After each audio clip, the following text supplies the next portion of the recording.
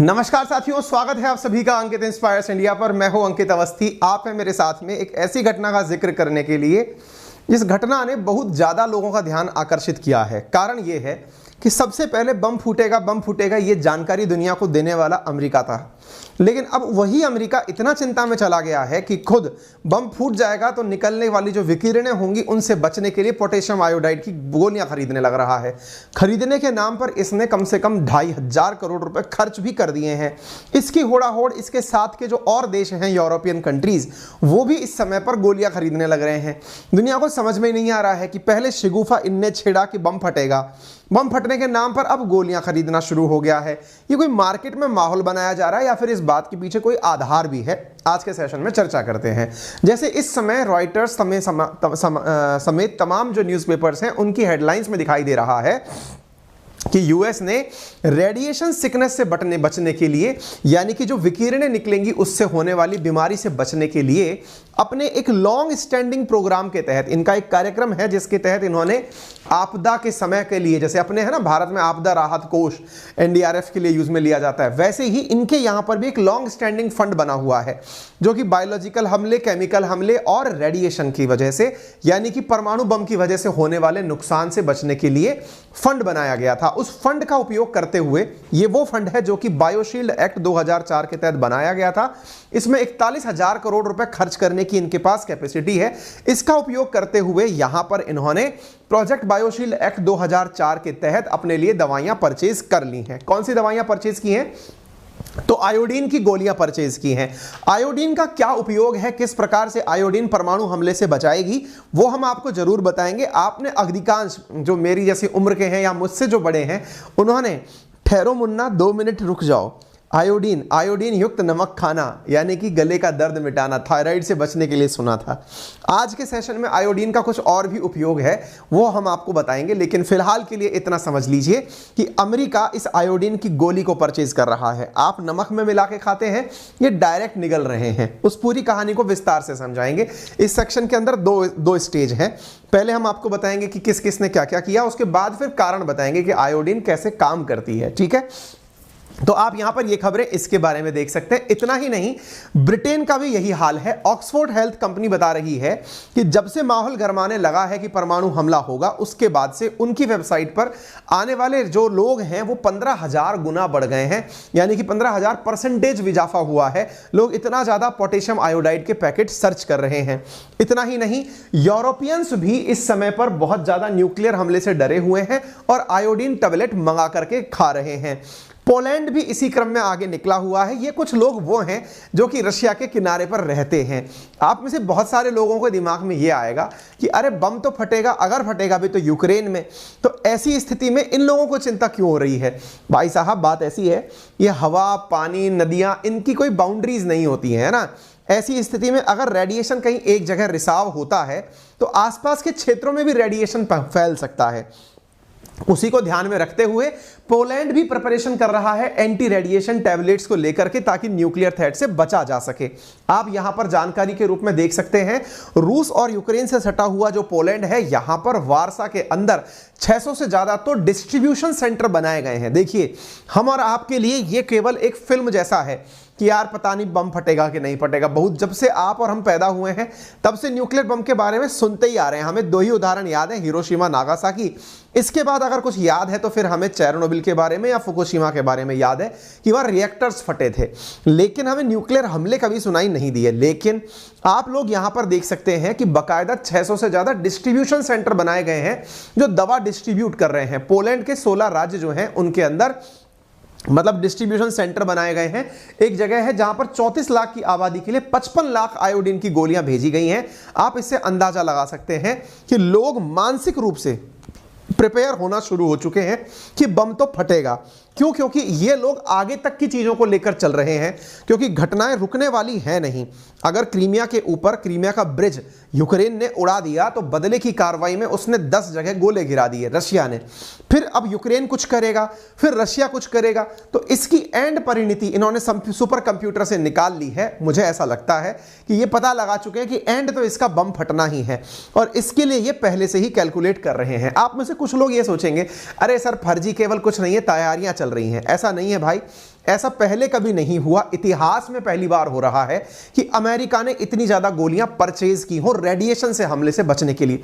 अब आपके दिमाग में एक जेन्युइन प्रश्न जरूर बनने लगेगा, तो अमेरिका को चिंता क्यों है? वो तो बहुत दूर बाहर बैठा हुआ है, अटलांटिक ओशन क्रॉस कर दो उसके बाद बैठा हुआ है, उसकी चिंता भी बताएंगे। लेकिन उसके अलावा और भी देख लीजिए, पहले दुनिया में कौन कौन अमेरिका और उसके साथ वाले लोग हैं जो डरे हुए हैं, और अमेरिका का जो डर है ना वो तो हम आपको बताएंगे ही। तो यूक्रेन ने EU donate 5 million potassium iodide tablet to protect Ukraine from potential radiation expose. यानी कि इतना ही नहीं, यूक्रेन को 5 मिलियन टैबलेट्स दी गई हैं इस वजह से कि आपके यहां बम फटेगा तो क्या होगा। आपके दिमाग में बड़ा प्रश्न अब तक यह आना चाहिए कि बम का धमाका अगर होगा तो यूक्रेन में होगा, टेंशन अमेरिका को क्यों हो रही है? देखिए, अमेरिका ने दुनिया में जितने भी बड़े संकट है ना उनको बहुत पहले प्रिडिक्ट कर लिया था। वो खुफिया एजेंसी से यही सारे काम करवाता रहता है। आप उदाहरण के रूप में मान लीजिए, मैं कुछ चीजें याद आपको दिला देता हूं। देखिए, उसने तालिबान के शासन की संभावना पहले ही जगा ली थी, वो पहले ही छोड़कर निकल दिया, अपने लोगों को चेतावनी देके बाहर निकाल लिया। उसने यूक्रेन पर हमला होगा इसके बारे में लोगों को बहुत पहले अवेयर करा दिया था। आप यकीन मानिए कि जिस दिन यूक्रेन पर हमला हुआ था ना, उससे पहले कम से कम 2 महीने तक मैंने यूक्रेन पर हमला होगा, यूक्रेन पर हमला होगा, यूक्रेन पर हमला होगा, यह पढ़ाया है। अगर आप सब लोग मेरे पुराने साथी हैं तो आपको पता होगा, क्योंकि अमेरिकी इस चीज को बहुत ज्यादा पहले ही प्रिडिक्ट कर लिए थे। प्रिडिक्शन नहीं था, असल में खुफिया एजेंसीज थी, वो प्रिपरेशन यानी कि रेडीनेस देखती थी कि कौन देश कितना तैयार हो रहा है ना। अब ये इसके बारे में अभी से प्रिपेयर है कि न्यूक्लियर हमला होगा, इसके पीछे बहुत सारे आधार हैं। न्यूक्लियर हमला होगा ये तय है लगभग अमेरिकियों के दिमाग में। मुसीबत ये है कि अमेरिका पर होगा ये भी वो कैलकुलेट कर लिए हैं। उन्हें डर ये है कि यूक्रेन तो एक बहाना है, पता चले कि अमेरिका के ऊपर कोई जाकर गोला गिर जाए। अब आपको दिमाग में सवाल आना शुरू होगा, हाँ सर ये तो हमने भी नहीं सोचा था कि बम फटेगा यूक्रेन पर, तो चिंता अमेरिका को क्यों हो रही है? आइए इसके पीछे का कारण ढूंढते हैं, आपको वो चीज समझ में भी आने लगेगी। देखिए, आपको अब तक पुतिन की परमाणु धमकी तो मालूम है, इसी कारण से एंटी रेडिएशन ड्रग्स की बात भी समझ में आ रही है। यह घटना उसी दिन शुरू हुई 21 सितंबर के दिन, जिस समय पुतिन ने खुद आकर कहा कि भाई बात ऐसी है कि मैं धमका नहीं रहा हूं, मैं जो कह रहा हूं कि परमाणु हमले से मैं कर सकता हूं तो यह केवल मजाक नहीं है। उसके बाद अमेरिकी जो है वो पूरी तरह डर गए और उन्होंने अपने द्वारा अमेरिकियों को यह एडवाइजरी जारी कर दी। आपको मालूम होगा कुछ दिनों पहले अमेरिका ने, मतलब आपको यह समझना सबसे ज्यादा जरूरी है कि अमेरिका अपने लोगों को यह एडवाइजरी भी जारी कर चुका है। मैंने ये सेशन डिस्कस किया है, आप लोग देख लीजिएगा, है ना, 2 वीक पहले ही डिस्कस किया था, जिसमें अमेरिका ने यह बताया कि यदि हमारे ऊपर परमाणु हमला हुआ तो अमेरिकियों को कैसे बचना चाहिए। यह सेशन भी हमने किया है, आप समय निकालकर इसे देख लीजिएगा। मुद्दा क्या है कि एडवाइजरी जारी करना, उसके बाद दवाई खरीदना, यह कहीं ना कहीं इनके दिमाग में इस डर को बताता है कि अमेरिकियों को चिंता हो रही है। इसके पीछे का एक बड़ा कारण आप समझ लीजिए, इसके पीछे का बड़ा कारण है नॉर्थ कोरिया। देखिए हो क्या रहा है, आप में से बहुत सारे लोग, क्योंकि हम लोग पढ़ाते ही किम जोंग उनको थोड़ा मजाकिया लहजे में है, दुनिया भी लाइटली लेती है, क्यों कहते हैं ना घर में नहीं दाने मम्मी चली भुनाने, वो वाला हाल इनका हमें दिखता है। वास्तविकता क्या है कि इन सब देशों को एक बहुत अच्छे से ये चीज मालूम है, रशिया को मालूम है कि आप हम पर सैंक्शन लगा देंगे यदि हमने कोई ऐसी हरकत की। असल में नॉर्थ कोरिया के पास जो भी परमाणु ताकत है उसको डेवलप करने में बहुत हद तक चाइना का और रशिया का हाथ है। नॉर्थ कोरिया इनका वो ऊधमी बच्चा है जिसको इन्होंने सामने वाले को केवल मारपीट करने के लिए और गाली गलौज करने के लिए बनाया हुआ है। नॉर्थ कोरिया के पास सारी तरफ से रोड बंद हैं, कोई देश इसके साथ व्यापार नहीं कर रहा है, बहुत मिनिमम व्यापार करते हैं दुनिया के देश। ऐसी स्थिति में भी ये अपने यहां से 13,000 14,000 इंटरकॉन्टिनेंटल बैलिस्टिक मिसाइल यूज करता है। ये आप इससे अंदाजा लगा सकते हैं कि इसके पास कितना जबरदस्त असला है। तो असली जो चीज है ना वो ये है कि नॉर्थ कोरिया के माध्यम से ये लोग अपने यहां पर न्यूक्लियर बम फोड़ सकते हैं। ये अमेरिकियों का सबसे बड़ा डर है। कहने का मतलब ये हुआ कि यहां पर ये बहुत बड़ी चीज है जो आपको समझ में आनी चाहिए कि अमेरिका का डर रशिया ना होकर के नॉर्थ कोरिया है, क्योंकि रशिया कभी डायरेक्ट अमेरिका पर बम नहीं चलाएगा। वो नहीं चाहता कि 30 देश एक साथ उसके ऊपर टूट पड़े। नॉर्थ कोरिया ऐसा देश है जिसका कुछ बिगड़ेगा नहीं, क्योंकि इसके पास खोने के लिए कुछ नहीं है। ये इनका बड़ा डर है और वो इन दिनों काफी ज्यादा ऊपर निकल के आ रहा है। नॉर्थ कोरिया ने खुद कहा है, आप 10 अक्टूबर यानी कल की परसों की खबर देख सकते हैं, नॉर्थ कोरिया ने कहा है कि मैंने मिसाइल की जो टेस्टिंग की है वो टैक्टिकल न्यूक्लियर वेपन्स हैं, यानी कि ये मैंने न्यूक्लियर हमले के लिए ही ट्रायल की हुई चीजें हैं जिनका मैंने किया है। आप देख सकते हैं इसकी चक्कर में बाइडेन प्रशासन खुद नॉर्थ कोरिया से बात करना चाहता है। ट्रंप ने तो मुलाकात की है। आप सोचकर देखिए, ये इमरान खान से एक पल के लिए बात ना करें, बाइडेन भी इससे बात करने के लिए तैयार हो रहा है। आप इधर देख लीजिएगा, Biden administration bats for nuclear talk with Kim Jong Un. ये लोग अब चर्चा कर रहे हैं कि भाई इसके साथ बैठकर बात कर लो तसल्ली से कि हाँ भाई चाहता क्या है तो ये बता। इसका मतलब रशिया का थ्रेट जितना ज्यादा यूक्रेन को है, उससे ज्यादा नॉर्थ कोरिया का थ्रेट। और क्यों? क्योंकि ये लोग इसके माध्यम से उस पर गोला छड़वाएंगे। यही कारण है कि ये रेडियोलॉजिकल इमरजेंसीज जो है ना, वो अमेरिका को डराए हुए हैं। क्योंकि दुनिया में एक बार गोला फटा, मान लीजिए कि रशिया ने यूक्रेन पर चलाया, तो रिटेलिएशन तो होगा, नाटो कुछ ना कुछ एक्शन जरूर लेगा। और उस समय अमेरिका को काउंटर करने के लिए नॉर्थ कोरिया जो है वो अमेरिका पर गोला फेंकेगा। ये लोग इस चीज को कैलकुलेट कर रहे हैं वर्ल्ड वॉर 3 की प्रिपरेशन में। उस समय के हिसाब से ये एंटी रेडिएशन ड्रिल्स कर रहे हैं, ये अपने यहां पर लोगों को एडवाइजरी जारी करके काम कर रहे हैं। साथियों, ये जो स्थिति बन रही है ना, नाटो वर्सेस रशिया, या ये समझ लीजिए कि यूएसएसआर वर्सेस अमेरिका जो एक समय हुआ करता था यूएसएसआर, ये शीत युद्ध के समय से चली आ रही चीजें हैं।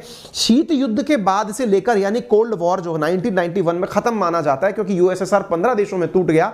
तो नाटो का जो यूएसएसआर के साथ था मामला, उसको अगर आपको डिटेल में जानना है ना, तो आपके लिए मैं एक बहुत ही अच्छी किताब सजेस्ट कर रहा हूं, that is history of NATO versus Russia. ये एक बुक है जो कि अवेलेबल है कुकू एफएम पर। कुकू एफएम एक ऑडियो प्लेटफॉर्म है, वहां जाकर के आप इस बुक को सुन सकते हैं। ये बुक ऑडियो बुक होने का मतलब है कि आप एक प्लेटफॉर्म, मतलब प्ले स्टोर पर एक अवेलेबल एप्लीकेशन है कुकू एफएम के नाम से, जिसका लिंक मैंने कमेंट बॉक्स के अंदर पिन कर दिया है। वहां पर आप इस बुक को सुन सकते हैं, ऑडियो बुक के रूप में समरी भी सुन सकते हैं। और इतना ही नहीं, लगभग 10,000 से ज्यादा किताबें हैं, उन किताबों को भी आप वहां पर एज एन ऑडियो एफएम सुन सकते हैं। उन्हें रिकॉर्ड कर सकते हैं, उन्हें डाउनलोड कर सकते हैं, और फिर उनको बार बार जब आपका मन करे तब सुन सकते हैं। आपको वो सारी कहानियां पता चलेंगी कि नाटो और रशिया कब कब आमने सामने आए। ये बहुत इंटरेस्टिंग फैक्ट है, क्योंकि दुनिया में पहली बार ऐसा नहीं हो रहा है कि ये इतना आगे तक आ चुके हैं। आपको क्यूबा संकट भी अगर सुनना हो तो इसमें जाकर आप सुन सकते हैं। इसमें पूरी डिटेल्स कब कब रशिया, और सबसे इंटरेस्टिंग बात, ये सारी भाषाओं में ट्रांसलेटेड है। कितने रुपए में अवेलेबल है? तो ये कॉस्ट तो इसकी 399 रुपीज है, 10,000 किताबों को सुनने की, 1 साल की वैलिडिटी। लेकिन यदि आप मेरा रेफरल कोड अंकित 50 यूज करते हैं तो आपको ये 199 रुपीज में प्राप्त हो जाता है। अगेन मैं बता दूं, 10,000 से ज्यादा किताबें, जिसमें मोटिवेशनल स्टोरीज, बहुत सारी किताबें जिनको आप सुनना चाहते हैं, बहुत सारे थिंकर्स, बहुत सारे एंटरप्रेन्योर्स, उन सब की बातें यहां पर अवेलेबल हैं। आप उन्हें सुन सकते हैं। 7 भाषाओं में अवेलेबल है, 10 मिलियन से ज्यादा इसके डाउनलोड्स हैं, 4.5 प्लस से इसकी रेटिंग है।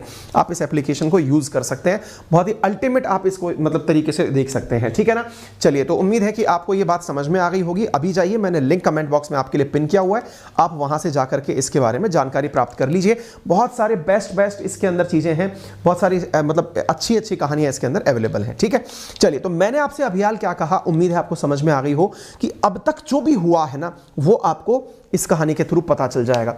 अब एक बड़ा सवाल यहां पर बनता है कि यूक्रेन के हमले पर, अभी आपको याद है कुछ दिन पहले मैंने आपसे कहा था कि अभी यूक्रेन पर रशिया का हमला हुआ था। थोड़े दिन पहले ही, 2 दिन पहले ही मैंने आपके सामने ये डिस्कस किया था, जिसमें मैंने बताया था कि इन्होंने यूक्रेन को इसलिए नुकसान पहुंचाया क्योंकि यूक्रेन ने इनके 21,000 करोड़ वाले पुल को तोड़ा था। इधर दुनिया का ध्यान बटा हुआ है। देखिए, एक चीज मैं फिर से बता दूं, वर्ल्ड वॉर अगर होता है तो उसकी स्थिति में केवल 2 ही देश आपस में लड़ेंगे ऐसा नहीं है, बहुत सारे फ्रंट्स पर वॉर ओपन होगा। संभव है कि इंडिया पाकिस्तान फ्रंट भी, या इंडिया चाइना फ्रंट भी ओपन हो जाए। कोई कयास इस बात के नहीं लगाए जा सकते कि क्या क्या होगा। ठीक है, अब एक चीज मैं आपको यहां पर अब बताता हूं। आपके दिमाग में सवाल बनने लग गया, ठीक है होगा क्या, वो तो हमने समझ लिया, लेकिन अगर पोटेशियम आयोडाइड कोई काम की चीज है तो हमें बताओ अल्टीमेटली करता क्या है ये। देखिए, मैं आपको बताता हूं। देखिए, होता क्या है, परमाणु हमले के अंदर जो आयोडीन बाहर आती है उसका नाम है आयोडीन 131। मतलब ये समझिए कि जब परमाणु विस्फोट होता है ना, तो परमाणु विस्फोट होते ही उसकी गर्मी से, उसकी हीट से, उसकी डायरेक्ट निकली हुई आग से जो लोग मरते हैं वो तो अलग हैं, उनको तो कोई भी नहीं बचा सकता। लेकिन जो बहुत दूर तक लोग उसके सराउंडिंग में फंसते हैं, वो क्या होते हैं कि ये जो बम का गुबार निकलता है ना, इसकी जो धुआं जाती है, उसके अंदर, हवा के अंदर एक गंधहीन वस्तु तैरती है, that is radio active iodine. उसकी वैल्यू है आयोडीन 131, समस्थानिक आइसोटॉप है ये, ठीक है ना। इसका ना तो कोई स्वाद होता है, ना ही इसको सूंघने से पता चलता है, ना ही इसको कोई देख सकता है। ये इतनी खतरनाक आयोडीन होती है कि जब ये हवा के माध्यम से शरीर में एंट्री करती है तो उसकी वजह से इमीडिएटली थायराइड कैंसर, गले और दूसरे हिस्सों में ट्यूमर का होना, ल्यूकेमिया का होना, आंखों की बीमारी होना, मेंटल डिसऑर्डर होना, ये इमीडिएटली प्रभाव देखने लगता है। और आप इससे अंदाजा लगाइए कि इसके प्रभाव इतने घातक होते हैं कि कुछ ही समय के अंदर इंसान की मृत्यु हो जाती है। यानी रेडिएशन जो है ना वो बहुत ज्यादा मुसीबत खड़ी करती है। अब होता क्यों है ऐसा? देखिए होता क्या है कि जो आयोडीन 131 हवा के थ्रू फैली वो सांस के माध्यम से हमारे गले के अंदर जो थायराइड ग्रंथि है ना वहां पहुंचती है और उसमें स्वेलिंग खड़ी कर देती है और उस वजह से यहां पर इंफेक्शन होकर के वो बहुत बड़ा गॉइटर जैसा बन जाता है और उस स्थिति में आदमी के अंदर गला घुटने से ही मृत्यु हो जाती है। यानी कि आप हीट से, रेडिएशन की हीट से बाद में कुछ सोचिए, वो तो तुरंत इमीडिएटली हो गया, लेकिन जो बहुत दूर तक लोग प्रभावित होते हैं लाखों की संख्या में, वो इस उड़ती हुई आयोडीन से होते हैं। परमाणु बम विस्फोट जब होता है तो आयोडीन 131 बाहर आता है। अब क्या है, इसकी जगह पोटेशियम आयोडाइड क्यों गोली के रूप में लिया जा रहा है, आप वो समझिए। आयोडीन के बहुत से आइसोटॉप्स हैं, उनमें से जो आयोडीन नॉर्मल वाला है ना उसको अगर आप पहले ही ले लेंगे शरीर के अंदर तो होता क्या है कि वो रेडियो एक्टिव आयोडीन को आपके शरीर में जाने ही नहीं देता। आयोडीन कुल मिलाकर 37 प्रकार के होते हैं। आयोडीन 127 हमें नुकसान नहीं पहुंचाता है। आप इधर देखें कि नेचुरल रूप से मिलने वाला जो आयोडीन है, जो बैंगनी रंग का होता है, वो रेडियो एक्टिव नहीं होता है। आयोडीन 131 जो है वो रेडियो एक्टिव होता है और ये इतना खतरनाक होता है कि इसका असर डीएनए के जरिए आने वाली पीढ़ियों तक पहुंचता है। 37 तरह के समस्थानिक हैं आयोडीन के, उनमें से जो 127 नंबर जो है वो हमें नुकसान नहीं पहुंचाता, लेकिन जो बाहर आता है वो 131 नंबर आता है। अब होता क्या है, तो ऐसी स्थिति में जो आयोडीन हम लोग जान बचाने के लिए काम में लेने वाले हैं उसमें क्या होता है, आयोडीन को पोटेशियम आयोडाइड के रूप में मिलाकर आपके शरीर में पहले से ही दे दिया जाता है। उससे क्या होता है कि ये पोटेशियम आयोडाइड दवा में नॉन रेडियो एक्टिव आयोडीन काफी ज्यादा मात्रा के अंदर बढ़ा देता है। मतलब एक तो रेडियो एक्टिव है जिसमें से अल्फा बीटा गामा विकिरणें निकलेंगी, वो तो शरीर को नुकसान पहुंचाएंगी, लेकिन जो साधारण है पोटेशियम आयोडाइड के साथ क्लब किया हुआ जो केमिकल है वो हमारे शरीर में आयोडीन की मात्रा को भरपूर कर देता है। तो आने वाली जो आयोडीन है वो हमारे शरीर में अंदर प्रवेश नहीं कर पाती, करती है तो उन्हें थायराइड एक्सेप्ट नहीं करता है। ठीक है, दूसरी जो चीज है, परमाणु विस्फोट के बाद जो हवा में तैर रहा होता है वो थायराइड ग्लैंड के अंदर टिश्यूज जो बनते हैं उन्हें खत्म करने के लिए ये पोटेशियम आयोडाइड दवा काम में आ जाती है।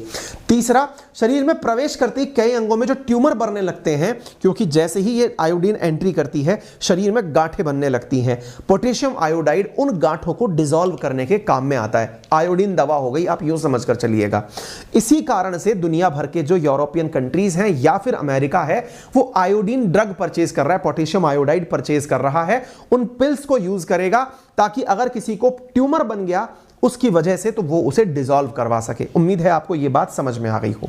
ठीक है, तो आप इस बात से अंदाजा लगा सकते हैं कि जब से यह युद्ध शुरू हुआ है मात्र 1 साल के अंदर आयोडीन की दवा की कीमत 100% तक बढ़ चुकी है। अमेजन पर पोटेशियम आयोडाइड नाम से यह दवा की कैप्सूल उपलब्ध है। 180 कैप्सूल की जो ये डब्बी है ये इस समय 5,771 रुपए की दिखाई पड़ रही है, जो कभी 2,400 रुपए की लास्ट ईयर तक हुआ करती थी। आप इससे अंदाजा लगा सकते हैं। अमेरिका खुद थायरोसेफ नाम से, क्योंकि अल्टीमेटली ये आयोडीन थायराइड को बचाएगा, इस वजह से थायरोसेफ नामक जो दवा है अमेरिका इसे प्रमोट कर रहा है और वो अपने लोगों के बीच में इसको बचवा रहा है।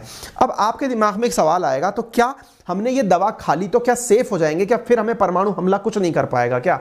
ये मानिए कि अगर रेडिएशन का प्रभाव आप तक आ रहा है तो उससे आप बच जाएंगे, लेकिन अगर आप हीट के संपर्क में आ गए, यानी कि आप bright flash, bright wave, radiation, fire and heat, electromagnetic pulse, इससे तो फिर कोई भी नहीं बचा सकता। बम ही आपके बगल में फट गया और बहुत सारी हीट आपके सामने आ गई तो आप उससे नहीं बच पाएंगे। ये जो दुष्प्रभाव है ना उनसे बचाने के लिए काम में आ सकती है। यही कारण है कि इन्होंने एडवाइजरी में भी यही चीजें जानकारी के रूप में दी हैं कि लोग अपने साथ दवाइयां रखें, उन लोगों के लिए भी दवाइयां खरीद के रख लें जिनके पास में खरीदने का सामर्थ्य नहीं है। ठीक है, ये दवा जो है वो 100% तो सुरक्षित नहीं है, लेकिन इसका कोई और अल्टरनेट भी इनके पास में उपलब्ध नहीं है। महिलाएं, बच्चे भी इस दवा को ले सकते हैं, इसलिए इस दवा का प्रचार प्रसार किया जा रहा है। ठीक है, तो परमाणु हमले के यानी परमाणु हथियार का जब फटना होगा तो उस समय निकलने वाली तेज आग से तो कोई शायद ही बच पाए, लेकिन जो रेडिएशंस निकलेंगी, रेडियो एक्टिव विकिरणें निकलेंगी, उनसे बचने के लिए ये सारी चीजें सजेस्ट की जा रही हैं। ठीक है। क्या आज से पहले यानी कि हिरोशिमा नागासाकी के बाद में आयोडीन का उपयोग हुआ है कहीं? बिल्कुल हुआ है। पहली बार हुआ 1986 में, जब उत्तरी यूक्रेन के अंदर जो चेरनोबिल रिएक्टर है उसके अंदर ब्लास्ट हुआ था, तब जाकर के दुनिया को यह गोली खिलाई गई थी। और दूसरा 2011 के अंदर जापान के अंदर जब सुनामी आया था तो फुकुशिमा न्यूक्लियर पावर प्लांट फट गया था, उस समय पर भी लोगों को यह आयोडीन की दवा खिलाई गई थी। कहने का कुल मिलाकर बात यह है कि इस समय केवल अमेरिका में ही नहीं, जापान और उसके मतलब अमेरिका के जितने भी मित्र राष्ट्र हैं वो डरे हुए हैं इस बात पर कि उनके यहां पर न्यूक्लियर बम का प्रभाव पड़ सकता है। इसलिए एंटी रेडिएशन पिल की यहां पर डिमांड बहुत ज्यादा बढ़ गई है। आप इससे देख सकते हैं अमेरिका के द्वारा एडवाइजरी जारी करना, लोगों को टैबलेट बंटवाना, यह डर दिखाता है कि अमेरिका इस बात से भयभीत है कि कहीं यूक्रेन और रशिया केवल एक दिखावा हो, उसके बदले में नॉर्थ कोरिया से कोई बम चलाकर अमेरिका को नुकसान पहुंचा दे। आने वाला समय बताएगा कि क्या होगा और क्या नहीं होगा। यदि आपको यह जानकारी पसंद आई हो तो इसे जरूर लाइक करिएगा। सेशन पसंद आया हो तो इसे शेयर करने में बिल्कुल कष्ट ना करिएगा। चैनल पर नए हैं तो कृपया करके इसे सब्सक्राइब कर लीजिएगा। जितना ज़्यादा आप इसे शेयर करते हैं, वीडियो को लाइक करते हैं, अपने साथियों से आप इसे सब्सक्राइब कराते हैं, आप यकीन मानिए कि हमारा उत्साह आप लोगों के साथ जानकारियां साझा करने का वो उतना ही ज़्यादा बढ़ जाता है। हमारे उत्साह को बनाए रखने के लिए हृदय की असीम गहराइयों से आप सभी का बहुत सारा धन्यवाद। चैनल को ज़्यादा से ज़्यादा अपने साथियों से सब्सक्राइब करवाएं और वीडियो को कम से कम लाइक करना तो ना ही भूलें। इस समय जितने विद्यार्थी 10,000 विद्यार्थी लाइव हैं और 2.6K लाइक है, कम से कम इस जो अंतर है, जो फासला है, इसे तो अभी मिटा दीजिए। आप इस वीडियो को लाइक तो कर ही दीजिए। आपका बहुत बहुत धन्यवाद। अपना ख्याल रखें।